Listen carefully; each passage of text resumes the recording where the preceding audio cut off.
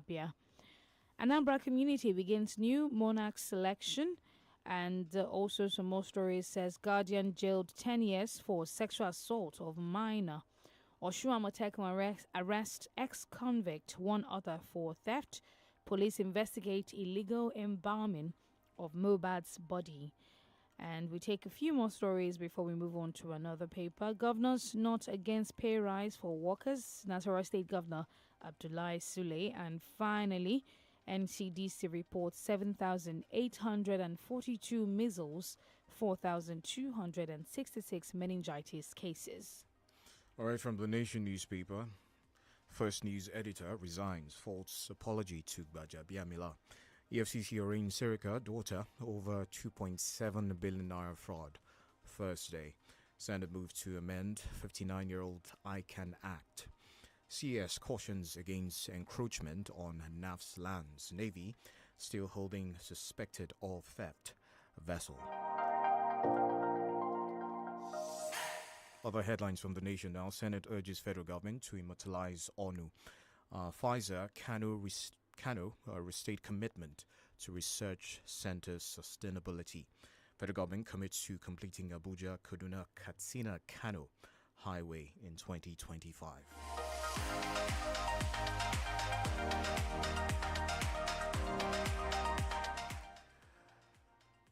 Uwanyawu alleges death threat, plot to burn residents. Another Rivers factional speaker emerges. And lastly, from the Nation newspaper this morning, Army withdraws soldiers from Okwama.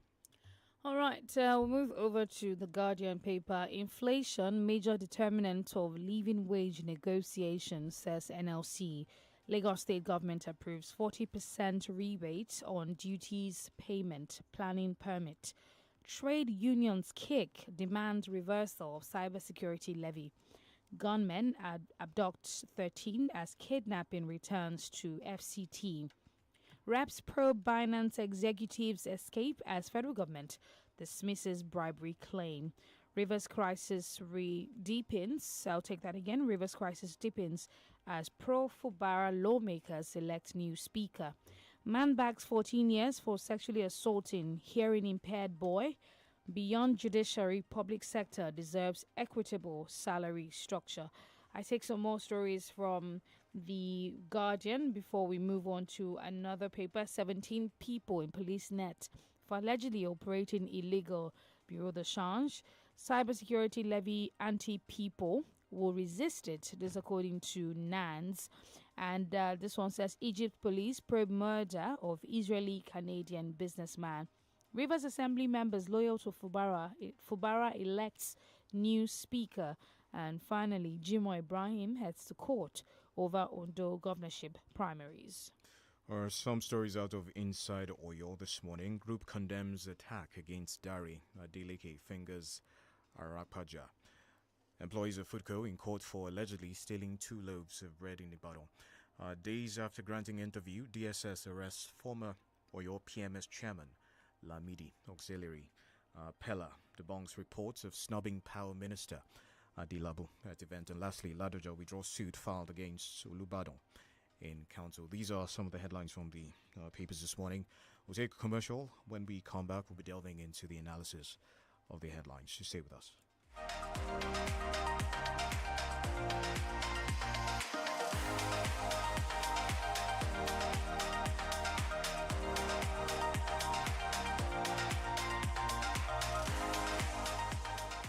Feel better about your life.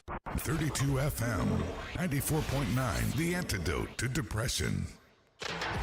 Get in on the action with Betano, your exciting destination for sports betting. Enjoy an award-winning experience with amazing betting options, cash outs and missions, as well as other features. Join now and get a welcome bonus of up to 200,000 naira.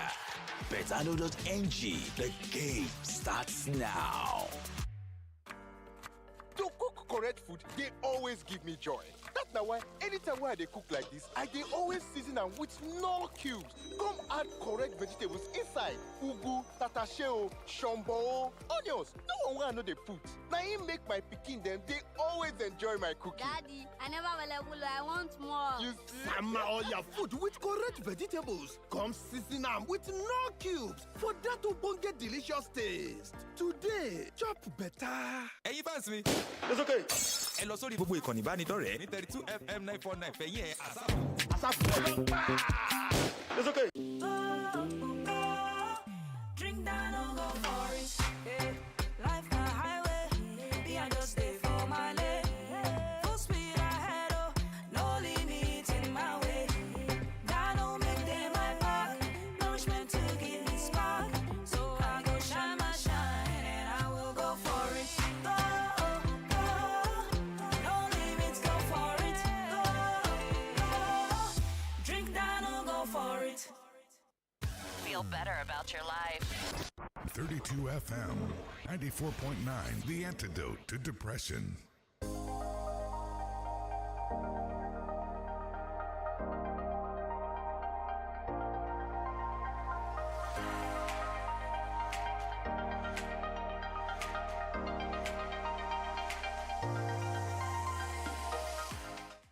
All right, thank you for staying tuned. 32FM 949 Ibadan, your Fenya station. It's time to dive into the analysis of the headlines for the Break of Dawn Papers Review this morning. I am DENIKE Adimowago. I'm Kenny Durutilu. Professor 𝐂𝐿 joins us this morning via the phone lines. Good morning, Prof. Yes, top of the day to you. It's a pleasure to be here. Well, it's great to have you join us once again. I'd like to start off with this one. It's the criticisms from Peter Obi, as reported by the Daily Trust this morning, directed at government. Obi has berated the government for imposing the cyber security levy on Nigerians, accusing government of exploiting and the citizens and, of course, making things worse with the struggling economy right now. He has also argued that such policies not only impoverish the population, but also undermine the country's economic competitiveness. Let's have your thoughts on that one. Also, the NNPP has also berated the president for that particular move.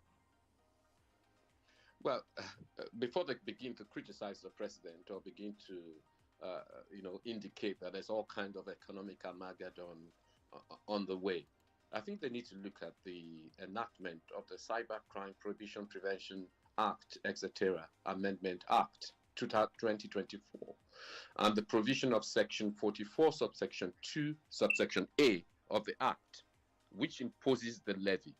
The levy is as a direct result of a law which was enacted. And the question I have to ask is, where were they when this law was being enacted? Because it's not just the president. The president didn't just wake up to impose it, or the central bank. It's as a result of the law. And the only way to deal with this is to ensure that that part of the provision of the law is either amended or expunged. They did nothing. Peter Obi said nothing when this law was being passed, or was it being passed in secret? It was passed by the National Assembly, and of course assented to by the president. So I guess the only way to address this is if the law is amended. The second part of it is that the IMF seems to indicate that we are undertaxed. Not so much the common man, but at least the people that have the means and the wherewithal are undertaxed. So I think the government's priority should be to find ways to tax accordingly, not the people that are already under a burden, economic burden, but the people that can best afford it. And that's part of the problem that we have in the country at the moment. All right, Prof, let's take your take on this one. CAC opens center for registration of POS operators. Just a few days ago, we had the cybersecurity levy conversation come up, but now there seems to be another one concerning POS operators, that's point of sale companies. Federal government, through the CAC yesterday, issued a 2-month registration deadline to point of sales companies to register their agents, merchants, and individuals with the commission in line with the Central Bank of Nigeria. So they said they want the POS operators in their commissions database and all of that. Aside from taxation, in terms of how much they will have to pay in order to register. What do you see as the aim of this initiative? Do you think that this might have a dampening effect on youths of the country who have taken this means of livelihood as a means of employment? No, I don't think. I think you need to regulate all kinds of businesses. And we've had situations where you go to your actual ATM, you cannot get money. But when you get to the POS, you get money. And of course, you will say that's a relief. But the amounts they charge, the commissions they charge can range. And I think when they are not regulated, which means that they do whatever they please in terms of, at least in terms of the commission. Going to the CAC to register, I don't think necessarily, I haven't read the details, but that's not going to stop, what do you call them, the POS machines or the operators from increasing their capacity or for being around.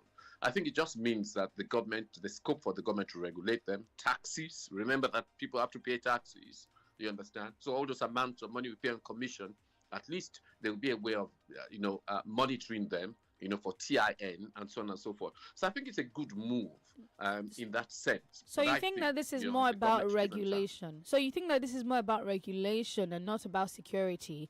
Because you mentioned something about regulating the price they charge, maybe 200 naira on a certain sum and all of that. But what about the security aspect of it? We've had situations of people putting their card in. I personally do not use my card when I have to use the POS. I'll rather just do a transfer because I've had a situation where money was leaving my account and I didn't even know how or when or all of that. So what about the security aspect of this? Do you think that that's what they're also gunning for? Well, for those of us who don't have much anyway, I mean, we would always be able to monitor what comes in or out. But on a serious note, well, the security element is there. But I think even with your ATMs, if you're not careful, you understand, then your security could be breached, which means that people have to take those things very seriously. But I think, of course, there's a security element to it. But I don't even think that's the major factor, because the amount of fraud that is reported as a result of the use of POS is still negligible. I think the major thing is not so much the security. That's an aspect of it, of course, but how they can regulate and how the government can monitor them for the purpose of taxation and so on and so forth. I think there's a drive by the government, because there's this IMF report which says that we are very undertaxed. And there's a mistaken impression from the government that everything that moves, everything in sight has to be taxed. And I think this is part of the insidious attempt by the government to draw all money-making businesses within that ambit. So I think it's more that than the security aspect. The security aspect is there, but it's a minor element in my view. All right, Prof, as reported by the Punch this morning, 3 states, Ekiti, Cross River, and Ogun, seeking a $501 million suspension of foreign debt repayments due to currency volatility. This is meant to ease debt burdens amid rising exchange rates, we understand. I'd like us to discuss broader concerns over the sustainability of our debt levels and our over-reliance on external financing, as it were. Debt levels are unsustainable. We know that already. But the reality of it is that if we are not producing at the capacity we should, particularly with the crude oil, then we're going to continue to have gaps. But the reason why we have a debt level of such is because our current expenditure, and the current expenditure means the amount we spend to pay salaries, the amount we perks of office, to buy new cars for our legislators, and all those constituency allowances, all those fall under the recurrent. And we've not been living according to our means. Some say you cut your coat or your cloth according to the size. We have not been doing that. So what happens is that I look at my salary every month, I look at my outgoing, and I look at what I can afford. What can I cut out? Do I need to cut out going to the restaurants every now and again? Do I need to do more home cooking? And the government needs to apply that common sense to our expenditure. And I think because not a lot of people are borrowing us money anyway, we're going to have to do that, which means there has to be cut. There are 2 options for us for sustainability. Either we cut our expenditure or we raise our productivity so that the amount of money that comes into our budget is on the rise. If we can't have it both ways. We can't have a reduced productivity and at the same time we want to live our life, the life of a Riley. And what I mean by that is that everything going, you understand, you have to service everything with money that you don't have. So I think in this year or so, the budget, a lot of the budget is going to be funded by the sale of assets. But how many assets can you sell? You know, you get to a point where there's nothing to sell and you have to face reality and just cut. So my prescription to the government is cut the salaries of the political office holders, cut out the constituency allowances, cut things like the security votes, you understand? And let's focus more on investment in the economy. I think that's the way forward as far as I'm concerned. All right, speaking of cutting investments, there seemed to be this news from Premium Times, says Nigerian lawmaker criticizes renovation of Senate chamber. The chief whip of the Senate, INT'L, said the chamber was poorly renovated despite the billions of naira expended on it. In 2019, the former president, Muhammadu Buhari, approved 37 billion naira to renovate the National Assembly complex. And again, in 2023-2024, they seem to have spent another 47 billion naira to renovate this or rehabilitate the National Assembly complex. INT'L is saying that some of the structural views, the chairs, the speakers, and other equipment in the chamber were not properly fixed, and it's looking like a conference room. I quote, looks like a conference room and not a chamber where legislations are made. He also noted that the sitting arrangement and fixing of chairs in the renovated chamber requires correction. He says there are no voting devices and all of that. First off, what do you make of the sum from 2019, the sum that was expended, 2023, the sum that was expended, and his complaint about it looking like a conference room and not a chamber? Obviously, INT'L, you understand, has sat there. He's a member of the legislature. He has been for almost more than 2 decades, as it were, or about 2 decades. So I think he, better than any of us, will be able to give a view on the aesthetics, or the more comfortable, whether it's comfortable at all. But what I would say is that there are millions of Nigerians, you understand, that do not have that luxury of renovating where they work or where they are, you understand, and just have to cope with what they have. You know, many of us criticize the amounts and the sums of money at that point in time that were being appropriated, that those sums of money were inappropriate in a country that is borrowing, in a country that is going through economic downturn, that the government ought not to have invested that much in terms of getting loans and so on and so forth. And many of us criticize it because what is the productive capacity? Okay, now they have a better chamber, or they don't even have a better chamber. Does that get us more money? Does that mean the country is better run? You see, in Britain, we have what is called the mother of all parliaments. That parliament, they hardly spend much money renovating it. What they do is that, in fact, to them, it's more like a museum sometimes. You know, they spend some money, but it's not the account and the scale of the money that we spend. Should our legislatures have a comfortable working environment? Of course they should, but not more comfortable, you understand, than we can afford. So now they spend that amount of money, and now it's not even working well. It suggests to you that the oversight of the contractors has been very dodgy. There are many of us who believe that any time you do procurement in Nigeria, that it's an avenue for people, you understand, to embezzle or for maladministration. We're not saying that this happened there, but what we're just saying is that it needs to be investigated to see why we spend that amount of money and we still don't have a functioning chamber, as it were. The other thing, the last point before I go, is that if you don't have means by voting, so our decisions taken, all this voice vote irakiri that they do there is not the way forward. We should at least have situations where people can vote, and where, rather than just voice votes, whether we can do division, proper division. And proper division means that you take the votes of the people that are supporting a bill and the people that are against it. That's the way it used to be in the Second Republic. I don't know, all of a sudden, we don't do that anymore. All right, Prof, let's have your take on the Hadi Sirika situation. The EFCC, we hear, is preparing to arraign him and his daughter and 2 others for alleged 2.7 billion naira contract fraud in the aviation ministry. They were accused of abusing their positions to launder that amount. What's your take on that? What's the ramifications of that in the light of our fight against corruption and all of that, if they're actually found guilty, of course, still alleged? Yeah. Yes.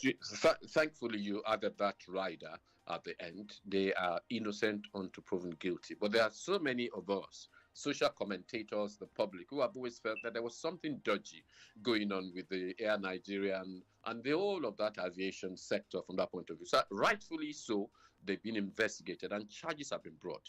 It is now for them to rebut those charges. I think it's the right thing to do. You know, when people have suspicions about public officials, that those public officials be brought to book. Right. I don't think that we are spending enough money in terms of crime fighting, corruption fighting, and so on and so forth. But this is a start in the right direction. Political corruption is the bane of Nigeria's economy. Not just the small petty corruption which goes on by the man on the street, but by the big for nothing political office holder. So I think it's a good development. Let's see where it takes us. Let's hope that it's not going to take 10 years before this case is concluded.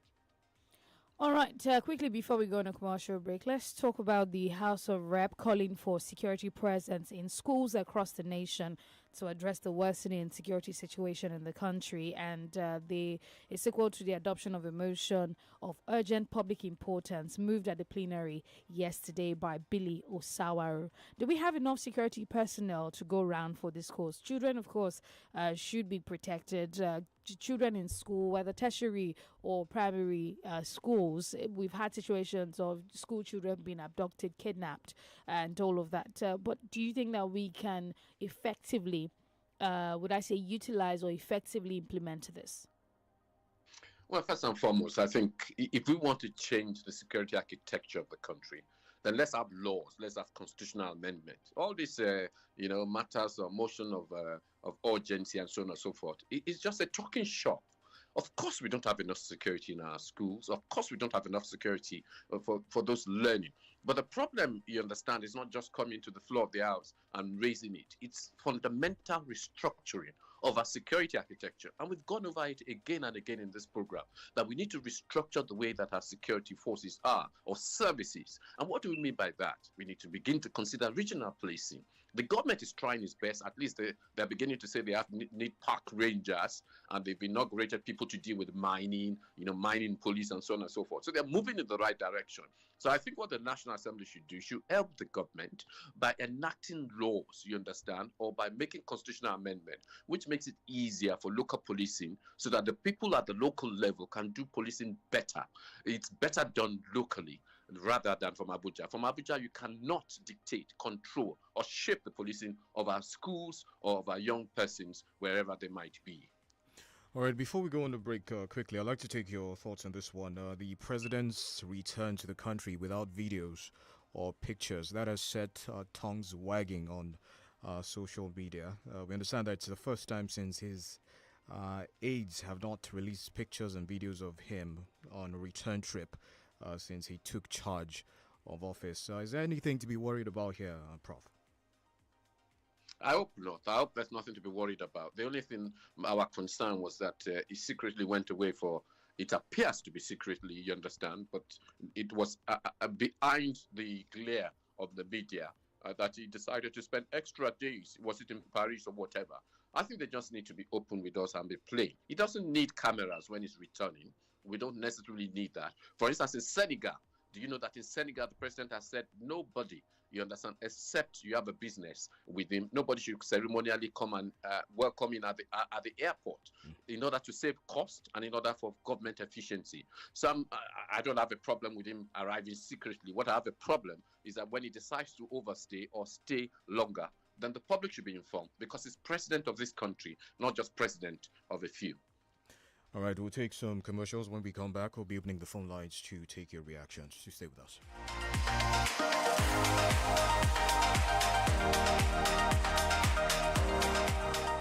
You're listening to 32 FM 94.9.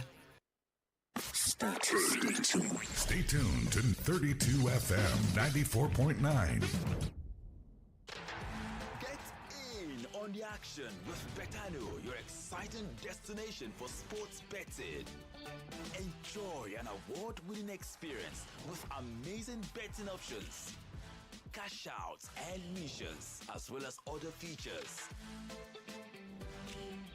Join now and get a welcome bonus of up to 200,000 naira. betano.ng. The game starts now.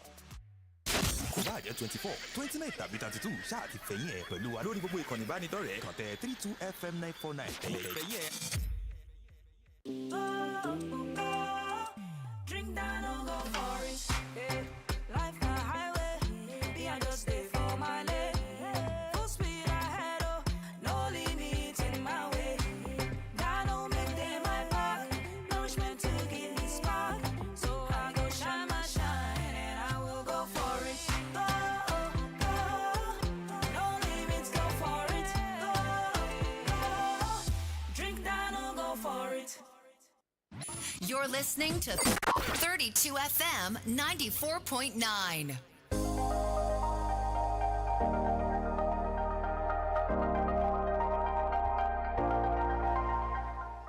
Thank you for staying tuned to the Break of Dawn Papers review this beautiful morning. We now open the phone lines to take your reactions to some of these headlines and the analysis.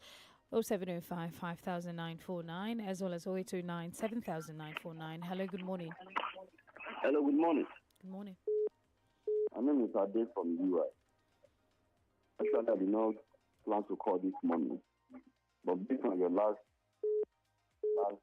word about the president urging people not to celebrate him unnecessarily. If you look at that senator, something must have happened during their election. The guy is a young man. That means a lot of youth in that country, they were very serious. They participated in that election. The generality of that country, they were very serious.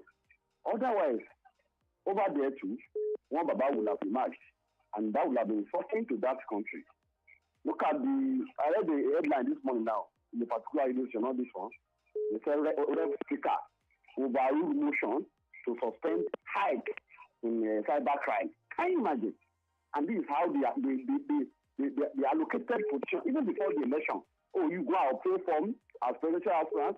That election, you'll be Senate president, you will be speaker. To just do nothing and save the country. That's what we are. Because youth are not serious. It's all Baba that are joking in there over there. Okay, let's have the people today. We are on our own. Thank you. 0705 5949 0809 7949. We're live on Facebook as well. That's 32FM 949 Ibadan on Facebook. Hello, good morning. Hello, good morning. Good morning. Good morning. What's your name? Yes, my name is Alabi. Malaka Shaboluk. It is in the news this morning that the government will to increase the VAT value-added tax. The rate they are yet to do, but at present is 7.5%.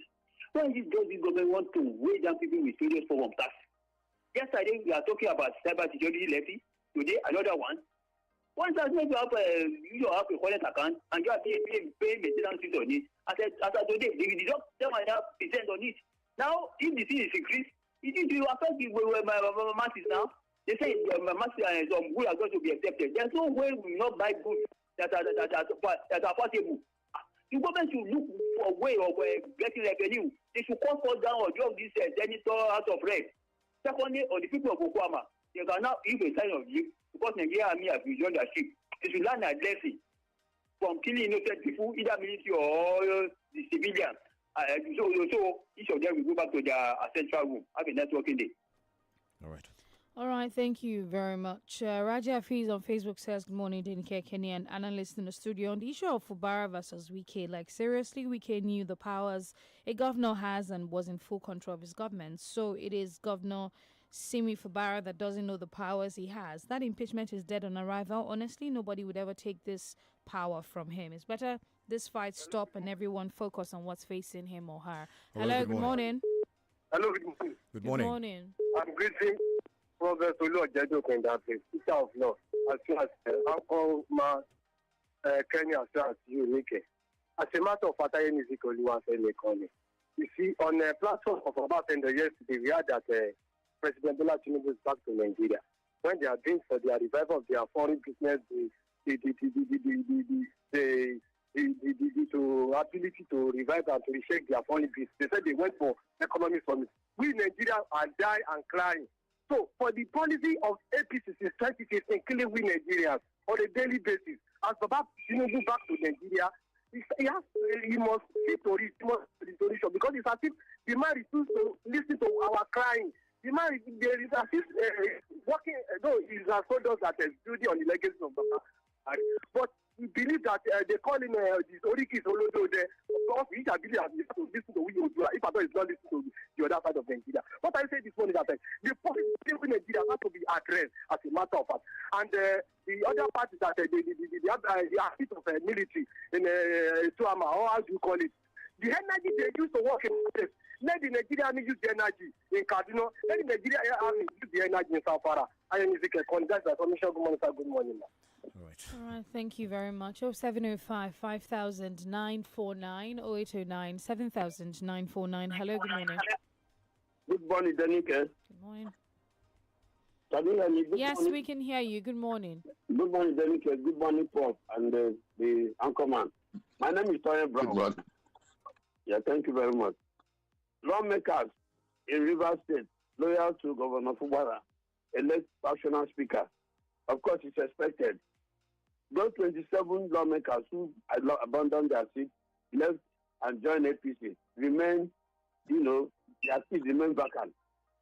And they should stop from trouble in Rivers State. These 27 people are making governance difficult. They are overriding the governor, and signing bills, and they think they are working. Rivers State is not a state to play with. We know what the worth of Rivers State when it comes to politics. So Wike and his group should just calm down, because in this war they can't win it. And finally, Hadi Sirika and daughter, the former Minister of Aviation, and the role he played in the Nigerian air and Ethiopian air, he should answer for it. He should go in. It's alleged, but if he's found guilty, he should be free. He should be punished, because he deceived Nigerians. At the last minute of the administration, he deceived Nigerians, and he should pay for it. Thank you very much. All right. Thank you. Talking about Rivers State, Prof, I'd like you to weigh in on that crisis that's ongoing right now with the emergence of a factional speaker in the Rivers Assembly yesterday. I'd like you to share your thoughts with us. Well, I don't know whether there really is a crisis or whether this is just democracy in action. But what is quite clear is that you have two centers of power in Rivers State. You have the constitutional power and you have the godfather power, which is residing in Abuja. And of course, the governor wants to exercise his control over the state. And what does he want to do? He wants a state house of assembly that does his bidding. Is that a good thing necessarily? I'm not so sure. You understand from that point of view, because there's what is called separation of powers. But at the end of the day, the State House of Assembly has to be left alone to make the decisions that he wants to. And if that's indeed a decision to change the speaker, their decision, then no problem. But if it's a faction because the governor wants them to do his bidding, then I have a problem with that. So I think until the clash between Wike and, of course, the governor is resolved, we are going to continue to get such crises going on. All right. And my own advice is that Wike should concentrate on Abuja, and of course the governor should concentrate on his primary responsibility for which he was elected. Hello, good morning. Good morning. Good morning. Yeah. DENIKE, good morning. Prof, good morning. This is okay. Good morning. I listened to a former British Prime Minister, a lady, who said they will not tax their people for their own frivolous and reckless spending. Now, this tax, every day one tax or the other. Plus, with the way we always talk about people must pay tax and people should, is this not one too many? And is it not to really, really encourage their frivolous spending and reckless way of life? Are we really seeing what those things they are collecting, what it's doing? This is, and on Hadi Sirika and the daughter, I actually hope and pray something will come out of it. That is actually, because in this case, they only show us the beginning, at the end everything is thrown away, and we won't have any headway. All right, thank you very much. Prof, let's take your reactions to this one. Port Harcourt's Warri refineries to be fully operational in 2024. That's a headline from the Vanguard newspaper. The Senate is assuring Nigerians, despite the fuel situation lingering, that 2 refineries, Port Harcourt and Warri, would be fully operational by the end of 2024. He said that plans have already been put in place to achieve the target, adding that the Kaduna refinery would also be operational before the end of next year. What's your take on this one? By the grace of God, you and I, and including King Kenny, will be here till next year. And we'll see whether that's going to be the case or not.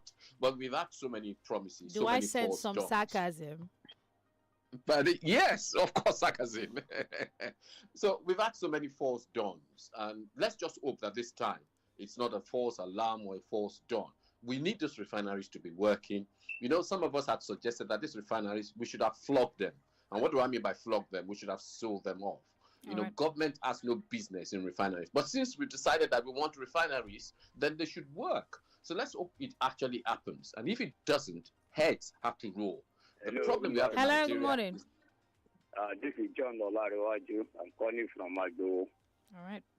First and foremost, on the issue of Ndume, the senator, House of Assembly in Abuja.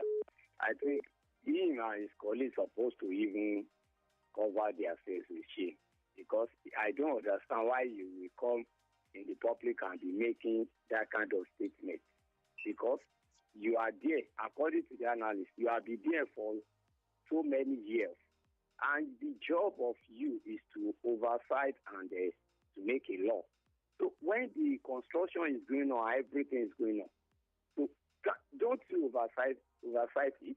Don't you check it whether they did the good job there? You are now coming out now after you have spent billions of naira there. That's how they run Nigeria. That's how they are behaving. That it shows the kind of people they are. That's for that one. And then for the Warri and the Port Harcourt refinery, this is another lie. They told us last year December, Port Harcourt refinery we started working. It did not work. The same thing April this year, nothing. You are now giving us another promise. They should go and sit down. Thank you and good morning. All right, thank you very much. Prof, you wanted to wrap up on something you were saying, or you're wrapped up? No, I think we've wrapped up at the end of the day. But what I would just say is that the last speaker raised a fundamental point. Ndume cannot be washing their dirty linens in public. If those things are not working well, why is he coming to us? Why don't you go to the relevant committee that was doing the oversight? You know, it's a shame when you can try to wash your dirty linens in public. All right, thank you so much, Professor Olojedokun, for your analysis this morning on the Break of Dawn. And it's time for us to step aside for the Smart Kids show. Thank you, dear listener, for staying tuned. It comes again tomorrow, 6:30 a.m. And I am DENIKE Adimowago. I'm Kenny Durutilu. Good morning.